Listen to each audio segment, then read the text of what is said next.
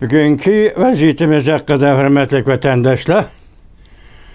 Bugünkü İstağış 2024 yıl 3. ayının 18.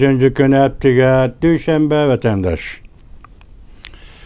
Bugünkü vaziyetimiz aytqanda gap mundaq. Birinchi Amerika Qo'shma Shtatlari Davlat ishlar kotibi Antony Blinken tunigan Koreyaga yetib keldi. Hisobda Koreyada demokratik yani yuqori darajaliklar yig'ini chaqirildi ekan, shu yig'inga yetib keldi.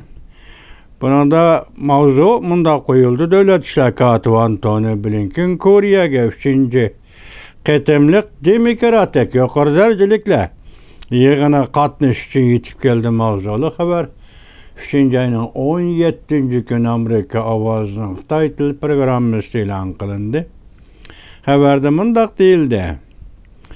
3. ayning 17. kuni Amerika Qo'shma Shtatlari Davlat ishlar kotibi Koreyaga yetib keldi. Bu qatim Filippinni o'z ichiga olgan qisqagina Osiyo ziyoratida birinchi bekat, ya'ni Koreya. Bu odatda Amerikaning yuqori darajalik amaldorlari Osiyoga ziyoratga chiqqanda avval Yaponiyaga tushadi.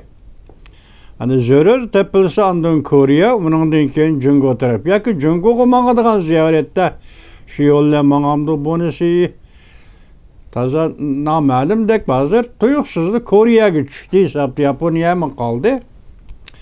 Koreyaga tushdi. Bu demokrat yig'in 3. qatimliq yig'in ekan, bu Osiyoda ochildi ekan. Anadan keyin Koreyadan qaytib Manila, Filippinni ziyorat qildi. Hem bu seferde gap Osiyodagi davlatlar bilan bo'lgan munosabatni kuchaytirish. Anda Bahraynda to'xtab o'tdi. Kuchaytirish, o kuchaytirish orqali bir maqsad Jungo Kompartiyasi rahbarligidagi Jungo tahdidiga taqobil turish. Buning uchun Osiyodagi davlatlar bilan bo'lgan munosabatlarni yaxshilash. Bu qatimki safar vatandoshim. Hozir buni da to'g'ri bitdi. Yani bir boshqa xabarga qarasam, buning Tayvanning vakili qatnashadi degan gap o'tirg'i chiqdi. Buning uchun Jungo bir sakrab beqibdi. Endi qani chari yo'q Jungoda. Agar Tayvanning vakili bu yig'in qatnashadigan bo'lsa, chari yo'q bunda. Bundan keyin yana boshqa qisqa xabarlar bunda vatandosh. Rossiya Federatsiyasida qisqagina vaqt ichida saylam bo'lib o'tdi. Bu saylamda Prezident Vladimir Putin yana 87% ovoz bilan prezident bo'lib saylandi. Yana 6 yillik mirollik qildi Rossiya Federatsiyasiga degan gap vatandosh. Andan keyin bu xabar buga YouTube'da berildi. TVBS. 3. ayning 18. kuni YouTube. Anda yana bir xabar. Xi Jinping partiya muridlarini baqalmadi. Mesela bu partiya muridlar degan o'zini qo'llaydigan partiya, yana qo'llamaydigan partiya, ishqilib partiya. Hammasi Reis Xi Jinping agishadigan partiya. Xiyonatchini bugun tozalab tursa, tutib tursa, ati yana xiyonatchi üzülmagan partiya. Bu bir xiyonatchi partiyani qandoq beqib ketalish mumkin? Mumkin emas. Butkul ziddiyat mana shuningdan boshlanadi Jungoda. Partiyani beqib ketish, uni xiyonat qilishini beqib ketish, ba'zida qo'l qilib adaplash, ba'zida qo'yib o'tish degandek. Masalan, tarixda Uyg'uriston hukmronlik qilgan gubernator Wang Yinmo shunday degan ekan, buni asli xiyonat qilish qo'yib bermasang, ko'zingni yumib olmasang, bu amaldorlarni shundoq boshqarmasang, Xinjiangni qanday boshqaraman degan ekan Wang Yinmo ayni chog'da. Xuddi shuning o'xshash. O'tgan dedik-ku, nazorat darajalik bir amaldorning Jungoda 100 million yuanga xiyonat qilishi ruxsat olishar. Mana davlatni bunda boshqaradigan gap vatandosh. Hozir shang bu yerda deydi, Xi Jinping partiya muridini baqalma dedi. Tiz xabar Maju Apandi. Tungan do'stimiz Maju Apandi 3. ayning 18. kuni YouTube. Yana bir xabar ekranda boshlandi. deydi. Onun kayindiler Jungo'da hazır Polat Demir'nin bahsi yine düşüp gitti dedi. Hakikaten. Ama iş Jungo'da kalıpının çıkıp ketdi, Cungo tügeçti deydi. Bu Runyan'ın nazarı 3. ayının 18. günü YouTube. Amerika Tayvan harbiy ishlamkorligi tunigan bir aytganidik, bugun yana bir aytili. Bu nozik masala vatandoshim. Amerika armiyasi Tayvanga kirdi. Yangi tanliqlar televiziyasi 3. ayning 14. kunlik xabarga YouTube. Ondan yana bir xabar. Hindiston Jungoni urush bilan qarshi olamdi. Bu ekrandagi gap ekan. Modining bir tadbiri Jungoni sakratdi. Ümit sadası 3. ayının 18. günü. Böyle tedbirden nima ekanligi to'g'risida açanmadım, ko'ranmadim gapi vatanda, lekin Hindiston bilan Jungo o'rtasida hozir bir daryo. Bu daryoning ismi nima ediki, esimda qolmadi. Shu daryoga Jungo elektrik stansiyasi soldi.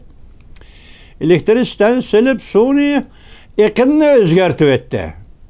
Bu Hindistan'a ekip kırdıgan daryo ekan. Shuningdek Hindistonning zonasi Modi dedi, sen agar bu yerga elektrik stansiyasi silib suv eqinni mushlar buraverdigan, suv eqinni yo'tkab ketadigan bo'lsang, men sen mishaning echig'ini yoki dombisni echib etaman. Hindistonlik Modi shunday javob berdi. Endi yerdagi Tayvanga Amerika armiyasi kirib o'rinlashdi degan gapga qaraylik vatandosh. Seliştirip bakalım, Jungo'nun Tayvan doğrusu 70 yıllık siyasetini. Biri seliştirip bakalım, 70 yıldan biri Jungo Tayvan'a nime dep geldi, nime siyaset kullanıp geldi. Ahire nime oldu? Mana Amerika Koşmuş Ştatları armiyası Tayvan'a kirdi. Yani sende başka çare yok. Bir gün ten eliş, itiraf kılış. Ama şundan başka nime yol kaldı Jungo'luk hükümeti? Sana hiç nime kalmadı yani hesapta. Onun üstüge Jungo bilen Tayvan'ın birlik kelişigi Amerika nemiş karıştır dep sumal koydu eken bazı tadqiqatçı Xitaylar. Bu nime gap? Sen qarab turib işkinci biri sana tava bo'lmagan bir ziminni mening ziminim. Men birlikka keltiraman, qurol bilan birlikka keltiraman deb tavlaversan, bunga Amerika gap qilmay qarab tura olmaydi de. Amerika ozod qildi buni. Esi Yaponiya 1895-yili Javu urushi, Jungochi urush Manchun xandonligi bilan Yaponiya o'rtasidagi urushda Tayvan Yaponiyaga mansub bo'ldi. O Tayvanga tava bo'ldi. Ikkinchi dunyo urushi, Ulug' okean urushida Tayvan ozod qilindi. Yaponiyaning qo'lidan bu ozod qilish Amerika armiyasi ozod qildi Tayvanni. 1950-yili Yaponiya bilan Amerika o'rtasida San Fransisko xitobnomasi e'lon qildi.